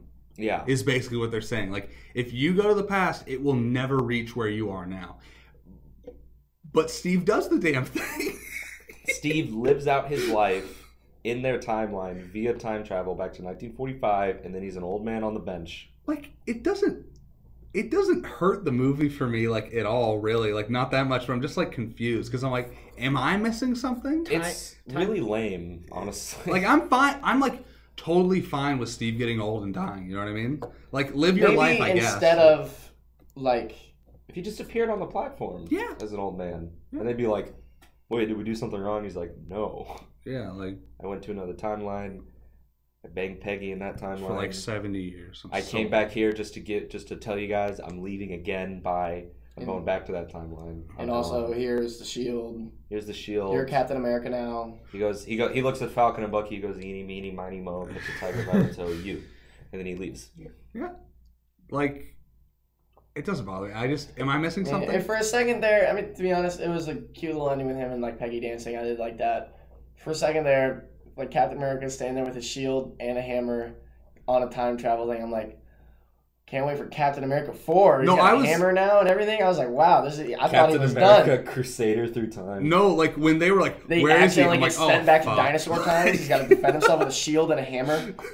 Can you imagine? No, but I was just like, oh, god damn it. He lands on the Titanic. He has to convince them to avoid the iceberg, and he has to save everyone. He destroys the iceberg. All of these Captain America moments you could have. It's like the end of Quantum Leap. Like Captain America never finds his way home. Like it's just... No, yeah, it bugged me. Okay, so me and you agree on the fact that it broke the time travel rule, and that was just kind of dumb. I mean, it was just dumb. Like, it doesn't like hurt me that much, but I'm just like, why'd they? They told me they had it figured out. On a more controversial point, I just don't like that conclusion for his character. Yeah, it's weird to me to see him. He left 1945 when he was 20. Like, let's get something straight. He fell into the ice when he was 20. He's lived for 15 years in the future, almost half of his life, and he's just gonna literally throw all that away, all these other people he met, to go back for like one random girl and a life that he lives in his like adolescence. It makes me feel like he had no character growth. It makes me feel like he didn't learn or change or do anything over the course of all the Avengers movies and all of his own personal movies. It just feels like he had been treading water and then decided that this was all dumb and I'm going to go back to when I can be racist.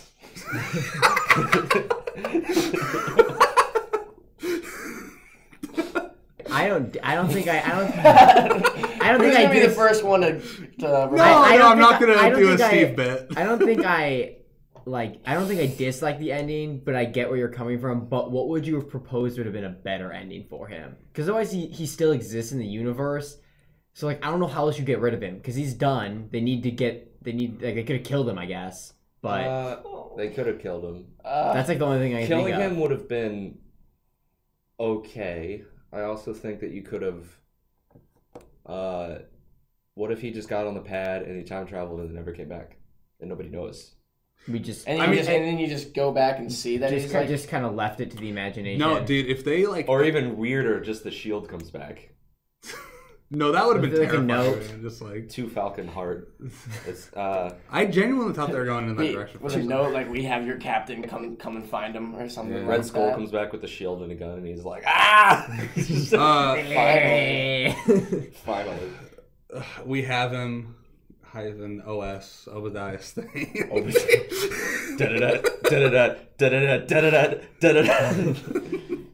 Yeah, I think his ending was fine. I think it would have been better if they just left it, if they just showed me him dancing with Peggy. I think that's my thing though. I guess they could have done that without breaking. That wouldn't have broke the timeline then. Yeah. If they wouldn't have put him on the bench, they would have just had him dancing with Peggy. I literally looked it up because I thought I was missing something, and someone's like, "Okay, he lived in that timeline with Peggy. Then he jumps back and walks over to the bench."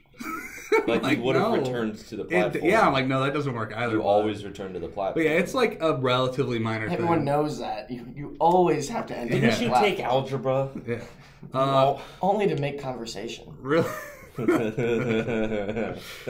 Like, I love that fucking movie. I think it's the best one. It's hard to argue with that. I think Infinity War is a tighter movie, but that doesn't necessarily make it better.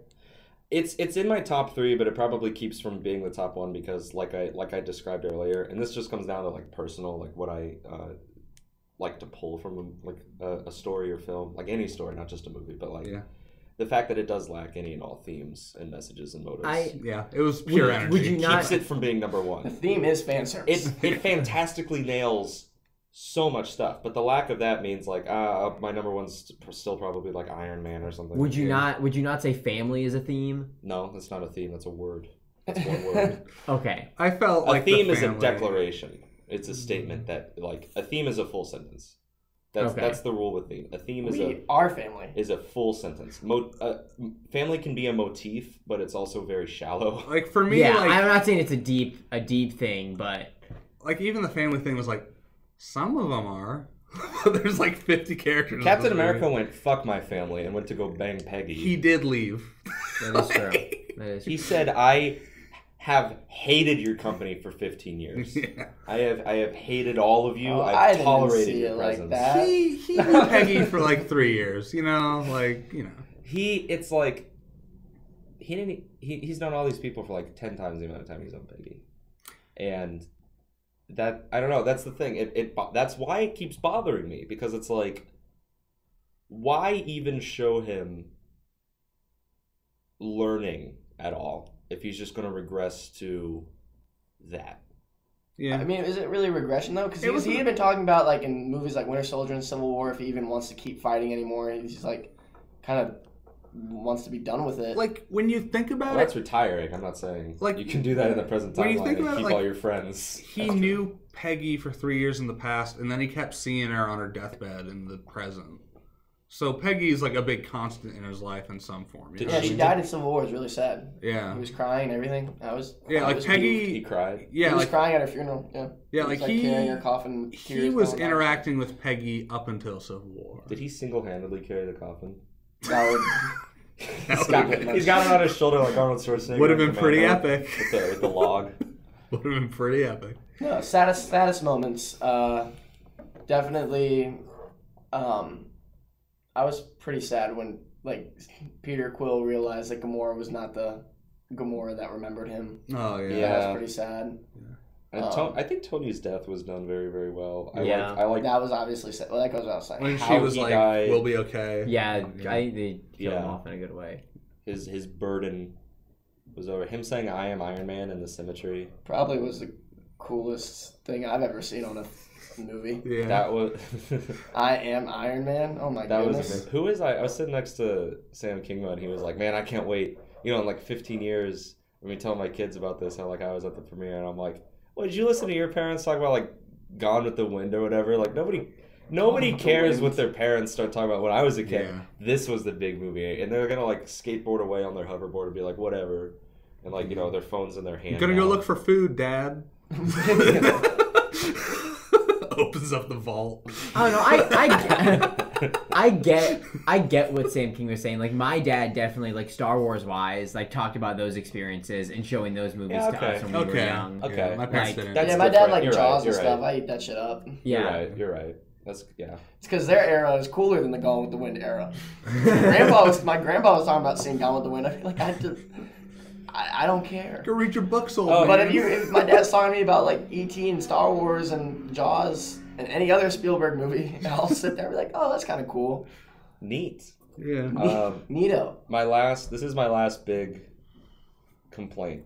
This is the last thing I have. Like everything else is just like dumb nitpicks, but like this is the last like legit. So I thought of Steve's ending as like a legitimate complaint. And then I thought of my issues with Captain Marvel's legitimate complaint. And so this is my last, like, legit complaint, as opposed to me just saying, like, I wish he did this instead. But, like, I wish he said a symbol differently. No, but, like, is that this was... I remember before I saw Endgame, because I watched Infinity War the same day. And then after that was done, I was talking to the handful of people, like Bryce and some... Marcos, I think, maybe, was in the room. And we were talking about it. And I was like... I was talking to them about like because I held Infinity War at a very high appreciation, very high, but I was talking about like the handful of little complaints I had about that. One of them was with Thanos, was that I feel like whenever Marvel tries to have, or a lot of movies do this, not just Marvel, a lot of stories do this. Whenever they try to have a villain who's like doing like the archetype of like, oh, he's smart, he has philosophical reasons for doing things. in order to make him look smarter, and it's especially egregious in sequels because in previous movies we've seen our heroes be smart, but then they encounter this guy, and in order to make him look smarter, they make them dumber. Yeah. And it was really frustrating throughout Infinity War, where like Thanos was like, "I'm gonna kill half the population, and everybody's gonna be off better, and everything's gonna get better, and it's the strongest wills, whatever," and everybody just goes, "No!" and they try to punch him in the face, or they go like, "You can't do that. You're crazy. You're a murderer." Yeah. No, and like it's really, obviously I don't want them to start getting into like a 20-minute like Dio monologue where they all start like philosophizing to each other, but like there should have been a single scene. I always bring up a good scene that you could have.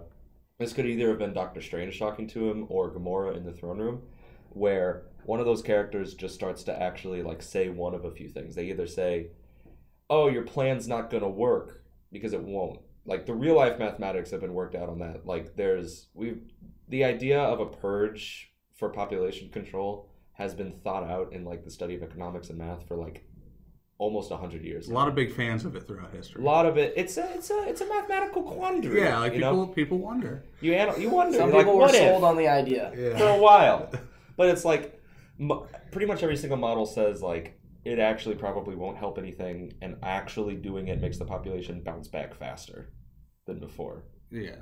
For many reasons. It's like when you shave your arms, it goes back. It actively makes things worse. Most of the models look so for one of those two characters to be like, it won't work. What you're trying to do isn't going to work. Or for one of the characters to maybe they do think it's going to work, but they think that the idea, but then for one of the characters to be like, what, you're going to do it randomly? Like how many planets are going to collapse? You know, because more than half the population died on Earth at least. Like that plane crashed. I don't think everyone on that plane was dust. Yeah. I think the pilots got dusted. Then that plane crashed. People and the building that crashed them. All the babies left at home. All the house fires. Yeah. Maybe a nuclear reactor melted down somewhere. Like those people didn't come back. You want to talk about that? Those people didn't come back. Yeah, they're dead. I think like they snapped back. I'd rather they go snapped. where they got dusted at. Like, because Spider-Man's like, "Oh, I woke up on that planet again. Like, I'm fine." Think of all the people that like maybe got like snapped in the mid, like on a boat in the middle of the ocean. That boat's not there anymore. You wake up. What I and then immediately drown again. I mean, this is like purely just like they don't tell us, but like we don't really need to know.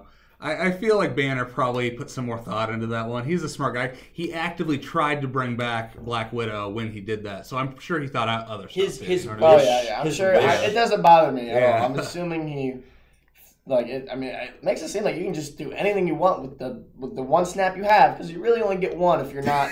Yeah, you will just fucking. Yeah, his wish. You really was have to make sure you nail that one. I guess Banner's wish was like, bring everyone back, and then there was like 18 asterisks. Yeah. With like, put them in a safe spot so they don't die immediately. Come on, Jims, you know what I'm trying to do. Yeah. Like. No, I did like Thanos' like a little thing where he's like, "Yeah, I fucked up and probably should have just killed you guys. Made sure all of you were dead, so no one knew who did this." Well, he wanted to kill. He wanted to erase the universe. Which weirdly does follow the comics, because even though Thanos wants to kill for completely different reasons in the comic books, it's way dumber. He does try to do half, and then like for other reasons that's also not enough. So then he tries to do other half. Yeah. So that it is neat that it follows. I thought it was like, doesn't Nebula like get the glove in the comics? And I feel like everyone gets the glove. A lot of people do. He does some fucked up shit to Nebula in the comic because.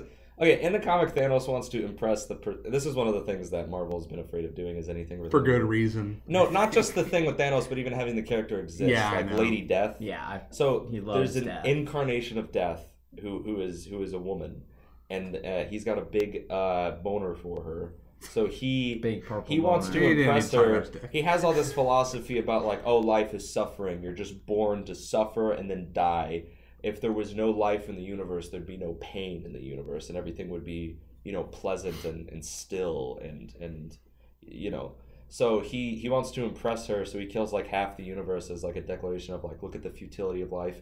And then with Nebula, he turns her into like a constantly regenerating corrosive corpse. Great. Where like she's caught between death and life and is just in perfect agony, and he starts talking about how like this is an example of what all life is truly. Just being in agony waiting for the only true release.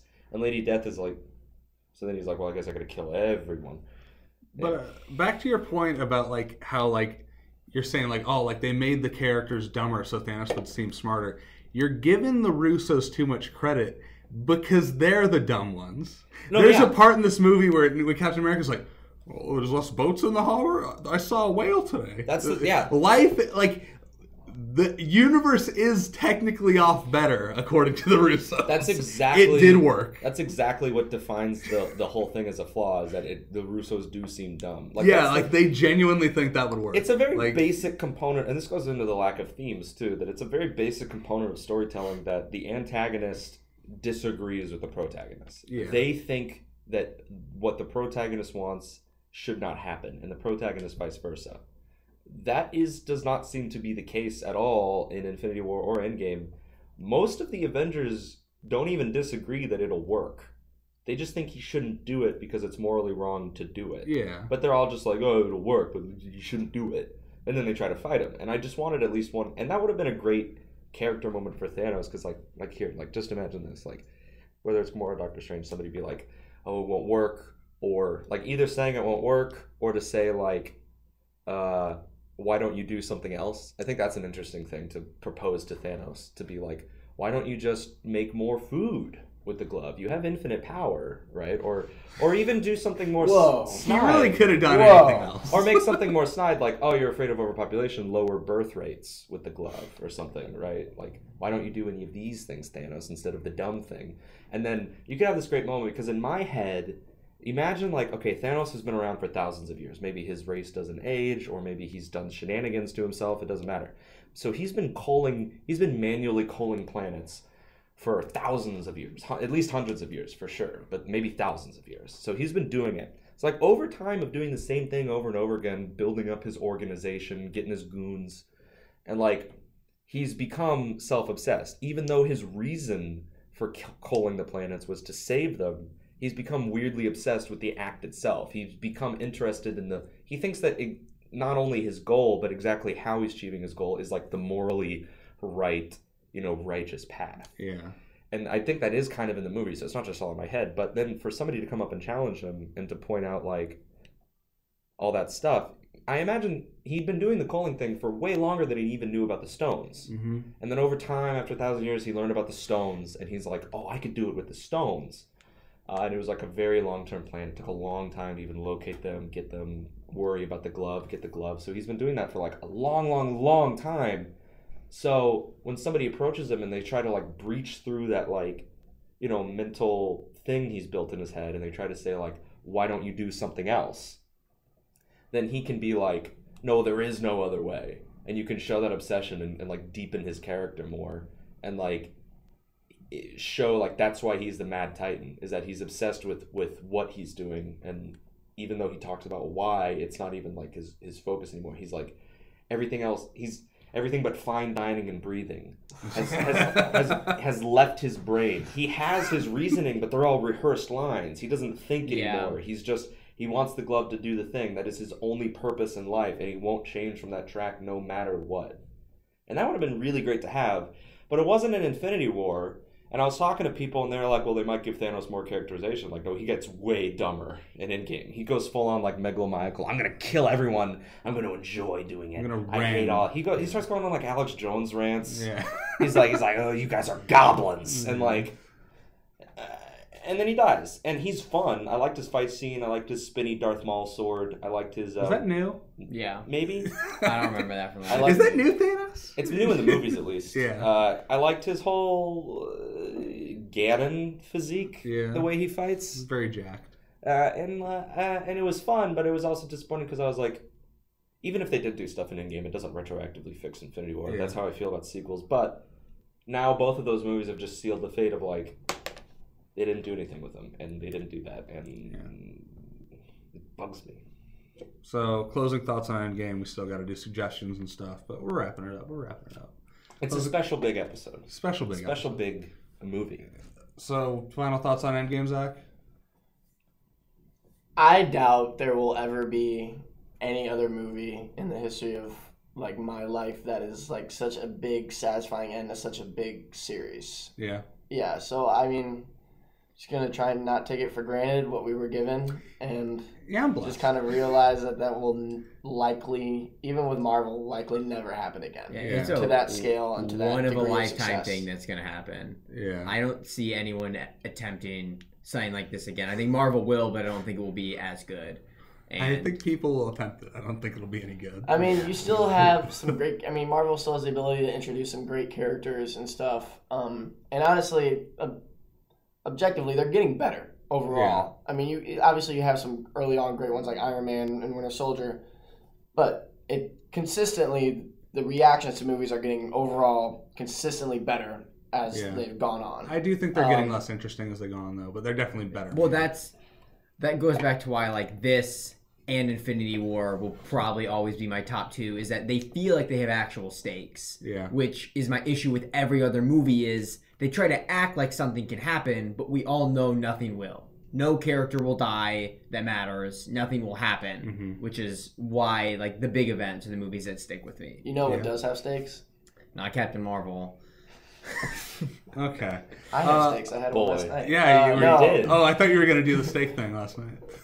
I did have a steak last night, but that's a sidetrack, guys. Don't worry about it. The last thing I want to say about like general thoughts, I think it's awesome how many people have come to love these movies that like at the original of Iron Man like could care less about superhero movies.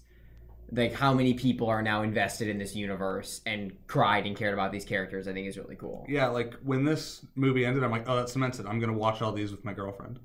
Like, because she hasn't really Which ones have you not seen? I've seen all of them, but she's like seen Ragnarok, and that's it. Poor unfortunate soul. Yeah, so I'm like, this was like a good enough ending where I'm like, okay, there's a through line, let's do it. So I'm going to watch that with her over the summer. What were you going to say, Zach? Something about steaks? I was saying something. Oh, yeah. Game of Thrones has steaks. Everyone's going to die tonight. Okay. We can't get into that. Is true. We can't do it. But it's just... Okay. Shit's going to go down. Ready to move on to recommendations? Sure. Okay, before recommendations, only one person DM'd me. I noticed that other people liked it. Guys, trying to get... I'm going to maybe set up an email. I have two of the people that might be in charge of that in this room. I might set up an email. I did get one listener question in via Twitter from my girlfriend. She asks, why is Coffee and Couture your best segment? And it's because I was pushed to my limits. I broke through that glass ceiling. And I truly went all out. You know? I went all out, Madison. I surpassed my limits. Just like every hero does. That was my Endgame. And that's why. Now to recommendations. What would y'all like to recommend this week, if anything? It's not really a hot take recommendation. But I guess it's noteworthy because it was just put on Spotify. It is Beyonce's Lemonade. Yeah. I listened to that for the first time because I'm a purist. I don't fuck with Apple Music or Tidal. I don't listen to Jay-Z out of spite. Because if he wanted me to hear his music, I would have heard it by now. Every other artist wants me to hear their music. That's why it's on Spotify. Jay-Z does not. I'm like, I would like to enjoy your music like the other artists want me to. And he's like, what? Have you not listened to 444 then? No, I have not. Oh, it's so good. Yeah, I would if you wanted me to. But it's on YouTube. I can't put it in a playlist. You could on Apple Music. Yeah, I'm not gonna pay for Apple Music. You don't have YouTube Premium? Too committed to Spotify at this point, guys. It's so not gonna happen. But yeah, Lemonade's great. Jay-Z doesn't deserve him clearly, or Jay-Z does not deserve her, Beyonce.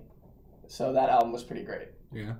Yeah, so you guys should listen to it if you haven't yet. John, recommendation? It's not a new game. I bought it when it came out, and it's taken me this long to actually start to play it because I was afraid. But like Banner Saga 3, if you don't know about the Banner Saga games, the gameplay is split between turn-based strategic combat and like Mass Effect style character choices. But like this game handles the impact of your choices like way better than like Mass Effect 3 could ever hope. Like it's been so it is a game where like, you know, you play through the first, second, third game and it imports your save file and imports all your choices. And it's a lot of it's like hand-drawn 2D animation. So it does take a while to make the games, even though they're, you know, pretty simple. It takes them a few years to make each game, but it is so beautiful. All the music's beautiful, and I'm getting to a point. I'm not, without spoiling a single thing, I'm not even halfway done with the game yet, and there's a point about halfway through where every single one of your cumulative choices about, like, even going back to, like, this one minor decision I made in the first game that, like, came back and, like, whiplashed me in the third game. That's awesome. It was, like, there's a point where it's, like, basically, okay, I can say this without spoiling. I can figure it out how to say it. So, you're defending a city near the end, and how many days you can hold out is calculated using every single choice you ever made. That's pretty freaking cool. So it factors in all the fighters and clansmen that you've gathered and had join your cause. It gathers, like, oh, you got these people to help you back then, so they're here. It gathers how many supplies you have that you've collected by that point. And so then, like, that affects how many days you have to complete this other task. So it affects the difficulty of the final part of the game by how well you've played. 2 questions. Is this a PC game? It's PC and Switch. No, this shit's it's how, on iPad too. How long are the games? I'm still playing the third one. I stayed up all night Friday. I started playing it Friday, and then I stayed up till the sunrise. That was the first time I've done that since maybe high school. But I beat the first 2 in about 20 hours each. Okay. If you guys have Twitch Prime or Discord Premium, I feel like those are there sometimes. My recommendation is something we talked about today. Dragon Ball Super Broly. That's a really fun movie. I feel like everyone should watch it, even if you don't know what Dragon Ball is. No, yeah, it's just fun to watch. It's like there's a 30-minute fight scene, no talking. So you don't really need to know the lore. It's just an incredibly fun movie. It's very well drawn. Great fucking film. Just a bunch of money poured onto it. Dude, it's so much fun. When it's the first person, there's a scene where, like, so they're punching each other, and they go, someone gets punched through 5 mountains in a row. Yeah. With one punch. And then there's a part where, like, the camera angle, you're confused, and it's like, what am I looking? Oh, I'm in the first person view of the villain, and the protagonist is beating the shit out of me. That's funny. It's a very entertaining movie. Yeah. What's your recommendation, Jake? This week I finished, it's not very long, Catastrophe Season 4, the final season. It is a comedy on Amazon Prime. Rob Delaney, who is in Deadpool, in the X-Force, the normal dude. Him and Sharon Hogan write and do it all and star in it. And it's only 6. There's 4 seasons. They're all 6 episodes each, and it's only like 30-minute episodes, so it's real quick. It's just about their marriage and life as a married couple, and it's like it gets really dark at times, and it handles comedy and drama really well, and it was really good. So I recommend that. Doesn't he die in Deadpool too? Doesn't yeah. he like get like no, he gets saved. Like the shredder, but then they go back and save him. Doesn't they go back and save him? Let's not. No, they go back and save him. He's like, I would never let anything happen to him. He's really funny. This show's it's a good show. What's it called? Catastrophe. Deadpool Amazon Prime. Yeah. It's called Deadpool 2. All right. So I'm at Brian of the Woods on Twitter. He's rebranded. He doesn't need to check his phone every episode. So it's the same thing. Jake W. Mosier on Instagram and Twitter. Right. Zack Hohenstein on Instagram. Not Zack with a K. And then Zack Hohenstein 1 on Twitter. Right. Still Zack with a K.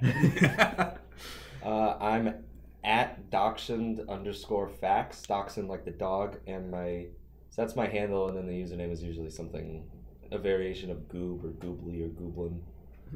All right. Comment on YouTube. I think that might help. Am I allowed to tell them to do that? I feel like we've been getting some pretty good comments. Leave some comments. You can leave some questions. Please engage. Subscribe. Like, favorite, subscribe. Click that. Hit the bell. Yeah. DM me, Zach, or Jake about things. Yeah. We might read it on the show. Yeah. As long as they're not hateful. Or maybe we'll even read them. Even constructive criticism. Yeah. You got the Patreon set up? Can I legally do that? Yeah, if it's like just for Brian of the Woods, your personal Patreon. We'll look into it. All right. This has been a Content Cube. Be kind to one another. Be kind to people you don't even know. Rewind. Okay. Have a good definitely rewind your VHS tapes before you return them. Dead format. See you next week. Rude.